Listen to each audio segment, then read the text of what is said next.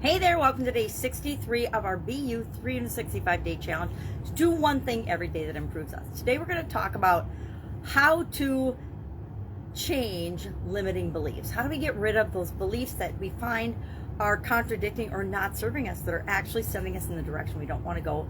And this segment we're talking about our mental, our intellectual, our mindset, things like that, our mental well-being, our mental health. So we want to focus on how do we change mental limiting beliefs. So I'm going to share a 10-step process, which is, I would say, an overcomplication of what you have to do or would want to do, but it's a great overall process for changing anything in our life. And sometimes we need to do all the steps, just like sometimes in the grieving process, we need to go through all the steps.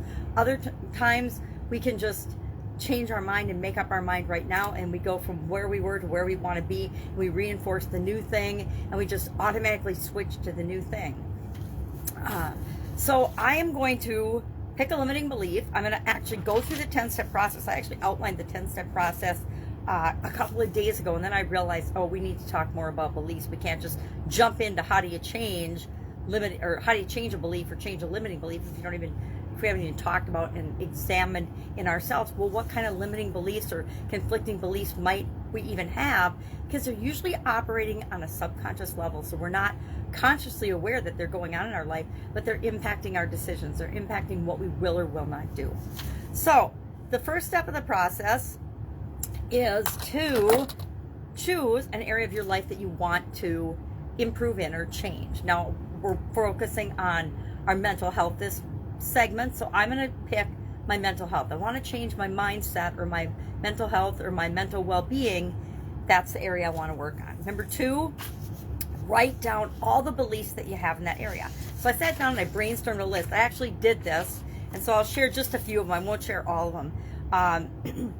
Mental beliefs that I have: I'm not good enough, I don't have enough education, I'm not smart enough, I don't have the right credentials or certifications for certain things, not wise enough, not a good enough problem solver, I'm not focused on whatever, not as smart as other people, not sure what to choose, etc. So I brainstorm a whole bunch of those. Step 3, I want to pick one of those beliefs that I want to change. I want to just pick one core belief that I want to change. Now, I picked not good enough, but in this specific instance, I'm going to say, okay, I'm not smart enough, because I want to tie it into our mental health, our mental well-being segment. So I'm not smart enough to create what I want in my life. I'm not smart enough, and I'm not good enough stems from I don't deserve. And I would say the vast majority of people on this planet have an underlying sense of unworthiness, don't deserve, not good enough for some reason. And it usually, again, develops when we're young kids. Somebody told us, you can't play with us, we're not going to pick you for our Phi-Ed team, you're not in the smart group of kids. I don't know what it is, it's different for each of us, but it's one of those underlying beliefs that most people have that impacts the risks they'll take, the success or the failure, the amount of things that they'll go after in their life. And I know this is one, it's a recurring one that pops up for me, and I've actually worked on the not good enough belief, the limiting belief, for a lot. I've worked on it a lot to let it go, and for some reason I don't let myself 100% once and for all let it go. Maybe throughout this annual challenge, that'll be one belief that I can work on in each area and aspect of my life, and I can finally figure out what's holding on to that, and I can let that go. But this process helps to eliminate the power that these limiting beliefs have on us. So let's say I pick that I'm not smart enough to create what I want in my life. Okay, so step 4 is write down why it's important that you change this. So why is it important that I change this false belief? Well, I have goals, dreams, objectives, impacts, things that I want to do before I die. I want to create a legacy for my kids and my grandkids. I want to positively impact the world. And I'm cheating those people that I'm here to impact and influence and serve if I don't share what I know. And if I don't get over this, oh, I'm not good enough to, and here's one, I've wanted to write a children's books for a long, or not books, but a children's book for a long time. I love children's books. And when my kids were little, I wanted to write, actually when I was a kid, I wanted to write children's books. And then when I was a new mom, I wanted to write children's books. And now that I'm a grandma, I again have that urge to write children's books. But I've always told myself, I'm not smart enough to write a children's book. I'm not good enough. I don't deserve it. I don't have the credentials. I don't have a writing degree, etc. So I want to make sure that I am leaving a legacy for my kids, for my grandkids, and for other people that I might be here to impact. So that's just some of the whys. Number 5, step 5, is argue with your belief. Now, how do you argue with your belief? This reminds me of debate in high school, where we are going to argue in favor of our belief and then against our belief. So just some of the arguments with the not smart enough belief. Am I really not smart enough? I mean, I'm 61, almost 62 years old, and I've survived through a whole lot of stuff, a whole lot of trials and tribulations. I've solved problems that would shut down and stop people, and they would just, give up and just live a meager existence and not do or contribute hardly anything, because they let the feeling of not good enough or not smart enough shut them down. And then I just listed a bunch of things that I've already done. I mean, I've got 3 degrees. I've got, I don't have an advanced degree, but I have 3 BSs. BSs, I always think that's a funny term for a Bachelor of Science degree. I've taken literally dozens and dozens of advanced education courses. I have lost track of all the courses I've taken. They used to say the little certificates, but I don't know where my file went. And then I've lost track of those. I've literally read thousands of books in my life. I love reading. And I've taken that information and applied it. I've made over 5,000 information sharing videos. I've written 3 books and published 3 books. I've attended, again, I've lost count of all the industry events and things that I've participated in and attended, plus been speakers at, etc. So am I really not smart enough to write a children's book? It's kind of ludicrous, isn't it? I've written adult books, but I don't think I can write a children's book. Kind of silly. So then step 6 is to create a new, positive, more empowering belief. So what's a better belief that I could have than I'm not smart enough? How about, let's see what I wrote. I am more than smart enough. Whatever comes up, I figure it out, or I get the help that I need to come up with a solution. That's kind of a wordy one, but I want to pick something short and sweet. So I don't want to just say I am smart enough, because but I am smart enough to create whatever I want in my life, right? We all are. I read an article the other day, and I didn't read the whole article because it annoyed me. The title annoyed me. It was like, it was arguing against the law of attraction and against that if we believe it, we can achieve it. I don't know. I hope that alarm didn't mess that up. It was an article written, and it was just to get readership, right? It wasn't because the person actually believed this, but I didn't like it because it gives all the people that read it an excuse or an out or a reinforcement of their false belief that they can't create whatever they want in their life, that they aren't in control and able to impact how they experience their life. And so I was annoyed by that, and I'm still annoyed by it, apparently. So create a new and empowering belief. Now, I do affirmations every morning, and so I will add some type of an affirmation tomorrow and for a certain period of time to my affirmations list that has something to do with I am smart enough. I create whatever I want. I have the intellectual capacity to create whatever I want. Whatever works and whatever resonates with me, I will figure out and I will add that. Step 7, visualize yourself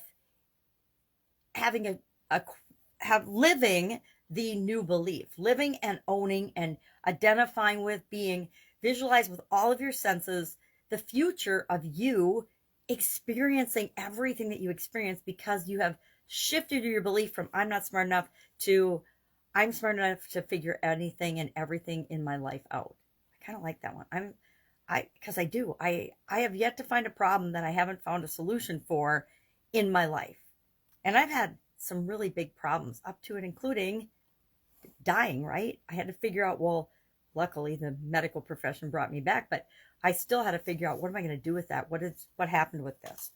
Step 8 is to think of every day as you go to sleep, before you go to bed. Oh, no, that's not it. Yeah, visualize. Yeah, every night before you go to bed, repeat your belief, your new belief, and feel the feelings of what you visualize in number 7. Feel the feelings that you experience by living the belief that you want. So I'm going to believe that I can write a children's book, and that's maybe not the best example, but, and then I'm going to visualize what it's like when I've written this children's book, and all the feelings that I feel because I've actually done something that I've obviously wanted to do over decades, but I just kind of forget about it as I get busy with my everyday life because I don't think I'm smart enough. And then step 9, I don't know, step 9, every day before you go to bed, write down 3 things that you can do tomorrow to disprove your old belief and reinforce your new one. Then step 10 is tomorrow, do what you wrote down. So let's see what I wrote down. Step 9, I said 3 things to do to decrease the old belief and replace with the new one. Number 1, set an alarm on my phone at 7:07 a.m. with my new belief as the title. So like when I just had the alarm go off in the middle of this video, that alarm will be set with my new belief, however I decide to phrase it. And so every morning at 7:07, I'll be reminded of my new belief. Number 2, add my new belief to my morning affirmation routine. Number 3, add my new belief to my gratitude practice. At night before I go to bed every night, I have a gratitude practice where I review the day and I review the things that went well or the things and the lessons learned that I want to do better the next day. So I'll add it to that as well. And then I put 4, review the times before I go to sleep that I successfully applied the new belief in my life. And I'll add that to my bed routine. And so I will do that starting tomorrow. I actually already added a new affirmation today, which I'm not going to share. Affirmations, I don't know if they are for you, but they're very personal to me because I don't need anybody else judging my affirmations, including people I love and care about. I don't do my affirmations out loud in front of other people. I just do them. Mostly I do them quietly in my head while I do other things. But they're very personal to me. I actually have recorded them on my phone as well. That's a trick I'll share later on that we can do. I'll probably share it as part of the SOAP framework this month as one of the tools is actually recording in your own voice the affirmations and the things that you want to reinforce for yourself. So our action item today is to think of a limiting belief. Think of one of the beliefs that we've discovered so far this week that isn't absolutely 100% serving you. It isn't giving you the results that you want. Now, I say you can break this down to fewer steps than this. I see I actually worked through the mental example and then I did it in more detail because I'm like, okay, these are the steps, but I have to actually do the steps. So I did the steps yesterday and I realized, okay, this is very much like the SOAP framework, which we're going to talk about next week or the week after next. And we're going to apply the SOAP framework to the mental health area and aspects of our life. But really, what's my current belief? What do I want my belief to be? What's my current story? My current belief. What's my desired story? My future belief. What I really want my belief in this mental or intellectual area and aspect of my life to be. Maybe it's I struggle with test taking. I want to become a real estate agent and I know I need to take a test. I easily and effortlessly pass my real estate exam on the first try, whatever it is. Maybe it's, I have trouble taking tests thing, but something with respect to our mind, our mindset. Maybe you have a negative mindset and you want it to be a positive mindset, etc. So old story, current story, not old story, current story, desired story, right? That creates the gap that we fill in with what are some options, and we're just brainstorming what we want our new belief to be, right? Then what do we want it to be? What is it? What do we want it to be? Why do we want it? Because that gives us leverage on ourselves. Visualize the future with yourself living and creating the impact and all the positive feelings and emotions you want and know will be associated with having that new belief. And then reinforce the new belief and let go of the old belief. You don't have to really, and that's why I think I argue with this process a little bit is, do you really need to come up with 3 ways. And I think the first day or two, yeah, having 3 different ways to make sure you're focusing on the new belief would probably be better than getting rid of the old one. But once we make a decision and a choice, we should be able to just let the old thing go and move on and focus on the new. Focusing on the new, because letting go of the old creates a vacuum that the new then fills in. So today, I just want you to pick a limiting belief, run through the steps as they work for you, and see how it makes you feel. Share in the comments below the limiting belief that you are working on. That's all you have to do, because we all have the, similar limiting beliefs. You'll be surprised how many of us are actually working on the exact same limiting belief. Like I said, the I'm not good enough, I've worked on that from all sorts of different directions, yet I still will feel it rearing its ugly head every once in a while in my life. So I know that I'm not done yet. We're all works in progress. Thus, the 365-day challenge. If we do one little thing every day to improve ourselves, will we be done at the end of the year? Will we be the ultimate version of ourselves? No, because becoming ourselves is a lifelong, it's why we're here. It's our purpose. It's why we're here. So even though we'll make massive improvement and be a better version of ourselves by the end of the year, we won't be done becoming a better version of ourselves, right? All right, have an awesome day. If I can help you in any way, ask. If you have questions about this process or limiting beliefs, let me know, and I will be here to help. Have an amazing day.